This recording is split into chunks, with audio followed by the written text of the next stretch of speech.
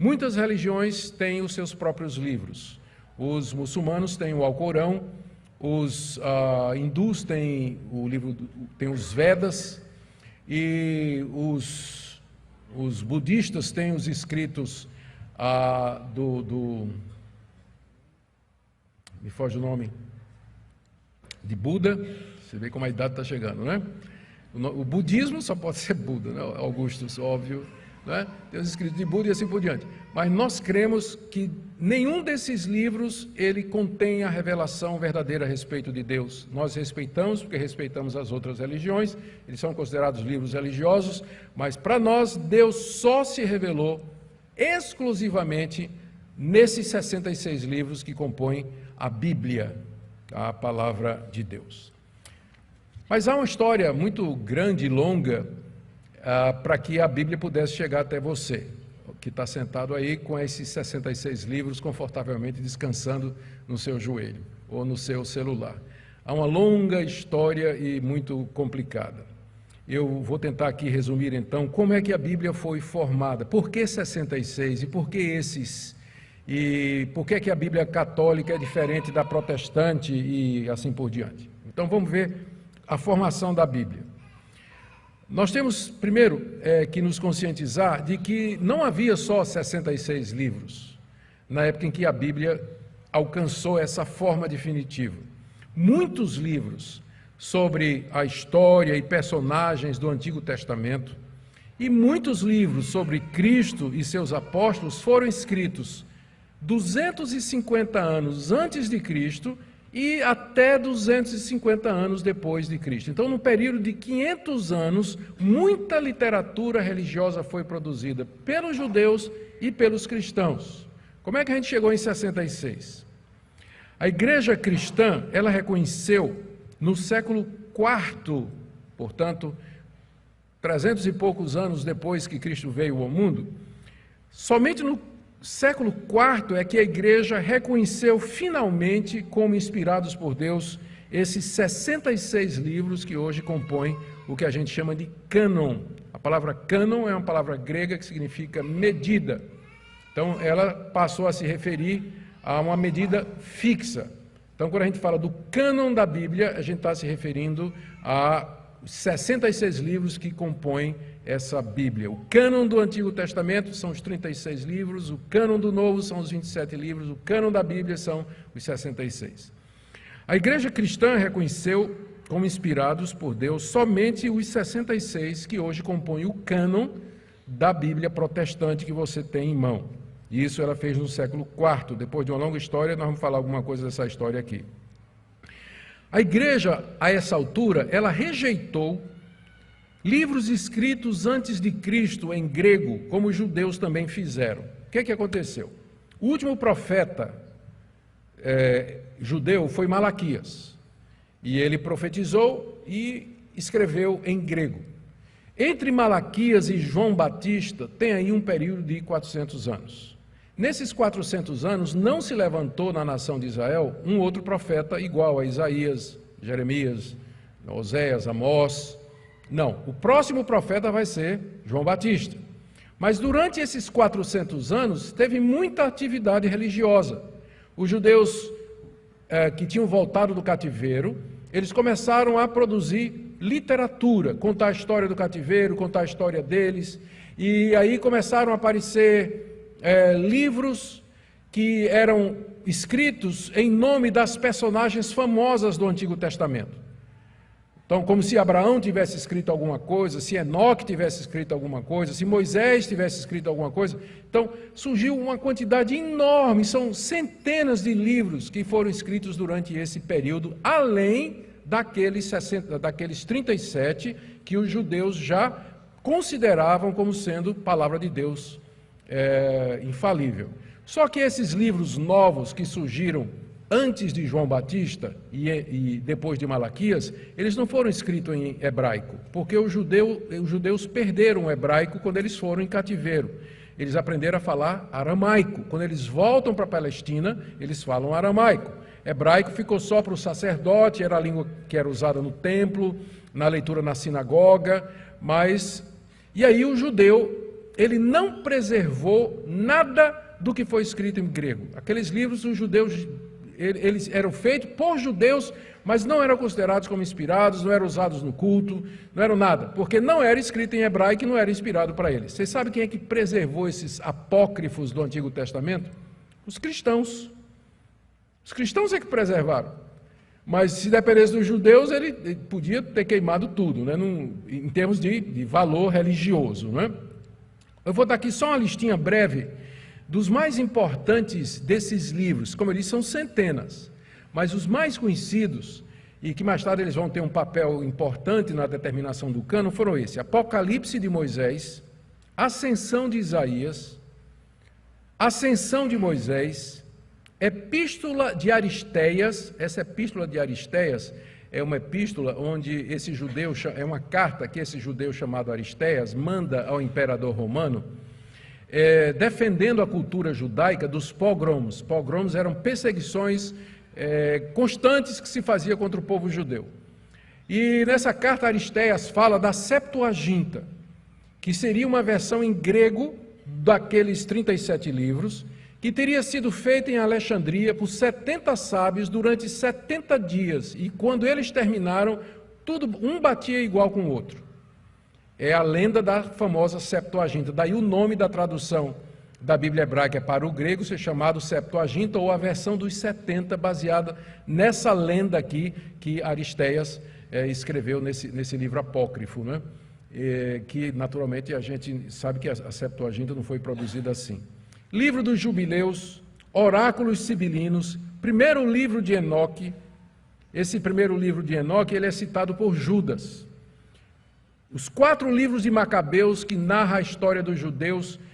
Os Macabeus foi um grupo de judeus que se revoltou contra a dominação estrangeira em Israel e provocaram a famosa Guerra dos Macabeus, que durante um tempo conseguiu a liberdade para os judeus, para ser sufocado de novo por outra potência, se alternava às potências que dominavam a nação de Israel. É uma história muito interessante e é uma das fontes primárias para a gente saber o que é que aconteceu naqueles 400 anos de silêncio entre Malaquias e João Batista. São os 4 livros de Macabeus. Os 3 livros de Enoque, o Testamento dos 12 Patriarcas, o livro de Baruque, Eclesiástico, Tobias e Judite. Esses são os apócrifos mais conhecidos e que foram produzidos nesse período antes de Cristo, por judeus, escrito em grego. Os próprios judeus não aceitavam esses livros como sendo inspirados por Deus, e os cristãos conheciam esses livros. Os primeiros cristãos conheciam esses livros e preservaram esses livros. Além disso, os cristãos também rejeitaram escritos de cristãos depois do nascimento de Cristo. E aí a quantidade é gigantesca também. A quantidade de evangelhos, a gente só tem 4, mas tem perto de 100 evangelhos que foram escritos. A gente tem 4 só. Eu vou dizer aqui alguns dos mais importantes apócrifos cristãos e que foram rejeitados pela igreja. O proto-evangelho de Tiago, o evangelho da infância de Tiago, o evangelho de Tiago, evangelho da infância de Tomé, evangelho do pseudo-Tomé, evangelho árabe da infância, livro sobre o nascimento de Maria, história de José o carpinteiro, evangelho dos Ebionitas, evangelho dos Nazareus, evangelho dos Hebreus, evangelho de Judas, evangelho de Tomé, evangelho de Nicodemos, perdoe aí. Então, vocês, por exemplo, sabe o presépio? Sabe o presépio que tem lá os 3 reis magos, né, trazendo aquelas ofertas, e está lá cercadinho de animal e tudo mais, numa caverna? Por que é feito numa gruta? Porque no Evangelho não está dizendo que foi numa gruta. Não diz o nome dos reis, não diz que eram reis, nem diz que eram 3, nem que eram reis. Diz que magos vieram do Oriente. E o texto bíblico diz que Jesus estava numa estrebaria, mas o presépio é uma gruta. De onde vêm essas histórias? Desses evangelhos, que a Igreja Católica aceita. Então, daí dizer que eram reis, o nome dos reis, onde é que está isso? Está nesses evangelhos aqui. Nesses evangelhos, Jesus é mostrado como sendo uma criança muito ativa e inteligente, não é? Uma vez um menino bate em Jesus e Jesus mata ele na hora, só com uma palavra. matou um professor porque reprovou ele na escola. Onde Jesus pisava, nascia flor e saía borboleta. Uma vez Jesus encontrou um passarinho morto, o menino Jesus, né? Encontrou um passarinho morto, tocou no passarinho, o passarinho saiu voando. Histórias e lendas e lendas e lendas a respeito de Jesus. Por que que surgiram esses evangelhos? Qual é a resposta óbvia? Porque os 4, eles não dão detalhes sobre a infância de Jesus, dão? A curiosidade popular. Como era Jesus? O que é que ele fazia? Como é que ele teria sido? Onde é que ele viveu dos 12 aos 30 anos? Então, esses evangelhos procuravam dar respostas às lacunas que os 4 evangelhos têm. Porque a única coisa que a gente sabe da infância de Jesus é aquele episódio em que ele vai ao templo, se perde da família, porque fica conversando com os mestres da lei, e Maria aperreada procurando ele, e depois o encontra no templo falando é só isso que a gente sabe do menino Jesus. Mas isso não satisfaz a curiosidade do povo, né? E aí então apareceram esses evangelhos falando do nascimento de Maria, como é que foi, como é que Jesus era, como é que ele era menino, e todas essas histórias. Esses evangelhos são muito engraçados, né? Vale a pena você ler para você dar umas boas gargalhadas sobre como era a imaginação popular. Vocês lembram aquele filme estrelado por Tom Hanks, Código da Vinci? E que é baseado um código que supostamente teria dito que Jesus era namorado de Maria Madalena, e que tal, é tudo baseado, sabe onde é que é baseado? Evangelho de Tomé. É um livro apócrifo, da Bíblia não tem nada, mas é baseado nesses livros aqui. Então, esses livros, eles têm dado origem a esses evangelhos, né, que não são os 4 canônicos, eles são cheios de história fantasiosa, que é usado pela imaginação. Hollywood se aproveita disso. Tem um evangelho que é o evangelho esse próprio evangelho de Tomé, que é um evangelho gnóstico. Ele apresenta Tomé como sendo irmão gêmeo de Jesus. Irmão gêmeo de Jesus. E por aí vai. Não é à toa que a igreja disse, isso aqui é lixo, né? Isso aqui não vale, nós não queremos esse tipo de coisa. Isso aí é os evangelhos. Aí tem Atos de Pedro, e aí vem Atos de todos os Atos de Judas, Atos de Mateus, Atos de Bartolomeu. Então, tudo quanto é de apóstolo tem um livro de Atos referente. E é desses livros que às vezes se tira, que se recupera alguma coisa da história dos apóstolos, né? O que é que os apóstolos fizeram? Então, às vezes, vem essas histórias fantásticas a respeito dos apóstolos, por exemplo, que Pedro morreu crucificado de cabeça para baixo. Onde é que está isso na Bíblia? Não está? Que João morreu queimado numa caldeira de azeite fervendo. Onde é que está isso? Está nesses apócrifos, que são coisas, né, que são passados para a igreja, né, que a igreja vem absorvendo. Aí carta de Barnabé, aí tem carta de Clemente, carta de Inácio, pastor de Hermas, testamento de Jesus, Apocalipse de Pedro, Apocalipse de Estevão. A quantidade de livros é muito grande, é muito grande. Por que então os 27 do Novo Testamento? Primeiro a gente tem que lembrar que a igreja, ela não determinou, assim, dizendo, esse livro é inspirado e esse não. Como se a igreja tivesse autoridade para fazer isso. Tinha critérios, a igreja reconheceu no meio de toda aquela literatura quais eram realmente os livros confiáveis e que vieram da parte de Deus. E havia pelo menos 3 critérios que eram usados para isso. Primeiro, apostolicidade. O livro teria que ter sido escrito por um apóstolo de Jesus Cristo ou por alguém chegado a um apóstolo. Apostolicidade. E aí então, já deixou de fora aí quase tudo. Porque genuinamente escrito pelos apóstolos, a gente tem Mateus, nós temos João, nós temos as cartas de Paulo, nós temos a carta de Tiago, que não era apóstolo, mas era do círculo apostólico, nós temos as cartas de Pedro, o Apocalipse escrito pelo apóstolo João, as 3 cartas de João, Lucas era companheiro de Paulo e Pedro, e Marcos era companheiro de Pedro. Então, e o livro de Hebreus, na época, considerava-se que ele foi escrito pelo apóstolo Paulo. Então, todos esses livros do Novo Testamento, eles estão ligados a um apóstolo de Jesus Cristo ou alguém próximo a um apóstolo. Esses outros a gente chama de pseudepígrafo, ou seja, é um livro que se apresenta como tendo sido escrito por alguém, quando na verdade não foi. Seria mais ou menos do tipo assim, você está escrevendo uma carta que você quer que as pessoas aceitem a verdade e você quer mandar para tal igreja, e se você assinar seu nome, ninguém sabe quem você é. Aí você assina, Edir Macedo. Aí, opa, uma carta de Edir Macedo, né? Tal, né? Realmente muito importante e tal. Então, é um pseudepígrafo. As pessoas escreviam as suas cartas e assinavam como sendo Paulo, como sendo Pedro, como sendo Mateus, como sendo Barnabé, o companheiro de Paulo, para poder dar autoridade, credibilidade ao que eles estavam escrevendo. São falsas, né? É fake. E é o que a gente chama de pseudepígrafo. Pseudepígrafo. É chamado de apócrifo, a palavra apócrifo é a palavra grega que significa oculto, escondido, porque a gente não sabe nem quem é o autor e o propósito realmente é nefasto, né? É um propósito oculto, não revela exatamente o que é a princípio, mas quer enganar as pessoas. Então, apócrifos e pseudepígrafos, eles foram todos rejeitados pela igreja com base no critério da apostolicidade. O segundo critério é que o escrito ele tinha que concordar com o ensino dos apóstolos. Então, pelo menos até o final do século I, a tradição oral que preservou o que os apóstolos tinham ensinado e o que Jesus tinha ensinado ainda era muito forte.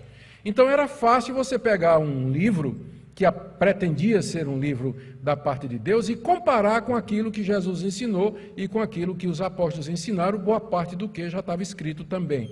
E o que não batia, a gente chama esse critério de a regra de fé, e o que não batia com aquilo que era reconhecidamente apostólico, então também era excluído. Então, muitos desses livros aqui falavam de purgatório, oração pelos santos, e várias outras doutrinas que depois entraram na Idade Média, porque a Igreja Católica abriu para alguns desses livros aqui. Mas, desde cedo, os cristãos disseram, esses livros que ensinam coisas contrárias à palavra de Deus, ao ensino que nós temos dos apóstolos, é o segundo critério, né? Primeiro, apostolicidade, segundo, a regra de fé. E o terceiro era catolicidade ou universalidade. Aqueles livros que eram reconhecidos e usados pelas igrejas. Lembra que a igreja começou em Jerusalém, mas ela se espalhou pelo Império Romano, alcançou até o Oriente, veio para o norte da África, foi para a Mesopotâmia, ela se espalhou, havia igreja em todo lugar.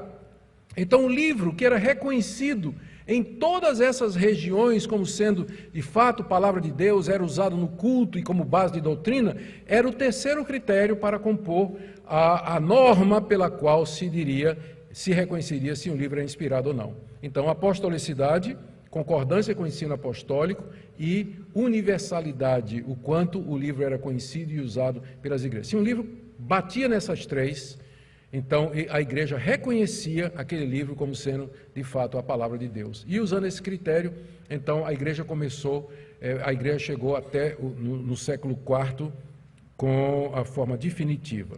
O que é que precipitou a igreja a fazer uma lista? Porque esses livros, eles já eram lidos, eles eram usados, serviam de base de pregação. Sim, a essa altura vale dizer que os primeiros cristãos, eles adotaram o cânon do Antigo Testamento dos 36 livros, né? Eles adotaram, exatamente como os judeus adotavam. Então, o cânon hebraico, os primeiros cristãos aceitaram e rejeitaram também todos aqueles escritos, né, do Antigo Testamento, a ascensão de Moisés e tudo mais. Rejeitou tudo aquilo. E aí já havia, no século I, no século II, já começava a circular as listas contendo os livros que eram adotados em todo lugar como sendo a palavra de Deus. Então, o cânon Muratori, que é a lista mais antiga que a gente tem, é um fragmento que data aí do século II, onde tem boa parte dos livros que nós já temos hoje, nos 66 livros. Mas o que precipitou uma decisão da igreja foram 3 elementos, pelo menos aqui, que eu queria mencionar para vocês. O primeiro foi, no século II, apareceu um cidadão chamado Marcião. E Marcião disse que, da parte de Deus, ele era um gnóstico, né? Ele era um apóstolo gnóstico, na verdade, se considerava apóstolo de Jesus Cristo, e ele disse que tinha recebido uma revelação de que o Deus do Antigo Testamento não é o mesmo Deus do Novo Testamento, que o Deus do Antigo Testamento não é o Pai do nosso Senhor Jesus Cristo, Mas o Deus do Antigo Testamento é um demiurgo, um Deus mau, um Deus que manda matar mulher, criança, que manda fazer guerra, que quer sangue. Enquanto que Jesus Cristo era amoroso, era compreensível, era bondoso, atendia todas as pessoas. Então, na verdade, não existe um só Deus. Tem o demiurgo e o verdadeiro Deus, que é o Pai de nosso Senhor Jesus Cristo. Portanto, todos os livros que falam de Deus como sendo um Deus que dá uma lei, que condena, um Deus que é mau e vingativo, isso não pode ser de Deus. Então, ele criou o seu próprio cânon, onde tinha somente um evangelho, o evangelho de João, algumas poucas cartas de Paulo, e o resto, ele disse, é tudo falso. E aí ele começou a ensinar isso na igreja. E aí os cristãos dizem, mas peraí, nós temos então que definir, né? Porque o Marcião foi o primeiro a tentar fazer um cânon, e ele começou a fazer isso de maneira errada, né?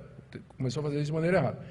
A essa altura, mais ou menos, eu não sei precisar a data, mas eu creio que é um pouco depois, aparece um cidadão chamado Montano, dizendo que estava recebendo da parte de Deus dons de revelação. Ele tinha duas profetisas, Maximila e Priscila, e ele dizia assim, que quando o Espírito Santo vem sobre elas, é como se Deus estivesse dedilhando a harpa e produzindo sons e profecia. E tudo que essas profetisas e o Montano dizia era tão inspirado como os apóstolos. Isso aí, então, forçou a igreja a dizer, então, peraí, o que é inspirado e o que é que não é? Mais um elemento que obrigou a igreja a fazer uma definição. E aí, o terceiro elemento, já falei de Montano, né? Falei de Marcião, e o terceiro elemento foi a multiplicidade dos escritos. Começaram a aparecer esses escritos apócrifos e tudo mais. Em outras palavras, a igreja pós-apostólica, os pais da igreja que vieram depois dos apóstolos, eles tinham que tomar uma decisão, porque estava havendo a maior confusão, com o cânon de Marcião, com a ideia de revelação continuada de Montano, com o surgimento dos livros apócrifos. Então, o que é realmente palavra de Deus? O que é que as igrejas têm que aceitar? E aí, depois de muitos concílios, muita discussão, no século IV, então, a igreja finalmente fecha o cânon nos 66 livros que nós temos hoje. Mas não foi sem critério, não é? E você pergunta, e aí você vê a providência de Deus. Deus não somente inspirou esses livros, mas através da sua providência, ele leva a igreja, mesmo que através de um processo doloroso e longo, a reconhecer quais são esses livros. E tem mais ainda um terceiro milagre, que é a preservação desses livros. O cânon bíblico são os livros mais bem atestados de todo o mundo. Só do Novo Testamento nós temos mais de 5.000 manuscritos, fragmentos, pedaços de textos, pedaços de barro onde gravaram textos, lecionários, cartas que reproduzem versículos bíblicos, que nos ajudam a compor os originais com mais de 90%, chegando perto de 100% de certeza. No Antigo Testamento nós também temos centenas e centenas de manuscritos, datando. A descoberta mais recente foi os manuscritos do Mar Morto, que foram escritos mais ou menos no período de Cristo Jesus, por uma seita de essênios que moravam numa região chamada de Qumran, ao lado do Mar Morto. Eu não sei se a gente vai visitar na visita que vai fazer. Vai fazer? Só fazer propaganda da nossa... Não devia fazer, que vai deixar a gente com raiva, que já está fechado, né, Paulo? Ô, pastor. Então, mas nós vamos passar lá por Qumran e ver lá o lugar onde ficou guardado esses manuscritos datando da época de Cristo, contendo textos de Isaías, de Abacuque e de vários outros livros do Antigo Testamento, exatamente como nós temos hoje. Então, não existe um livro mais bem atestado arqueologicamente, manuscritologicamente, do que os livros da Bíblia. Você pega, por exemplo, Homero, Sócrates, Platão, esses grandes nomes da antiguidade, o que é que a gente tem deles? A gente tem reprodução do que ele falou nos escritos de outras pessoas, em documentos assim, muito longe, longe, longe demais da época em que eles viveram. Então, e ainda tem gente que vem querer nos criticar, não é? E querer lançar suspeita a respeito da palavra de Deus.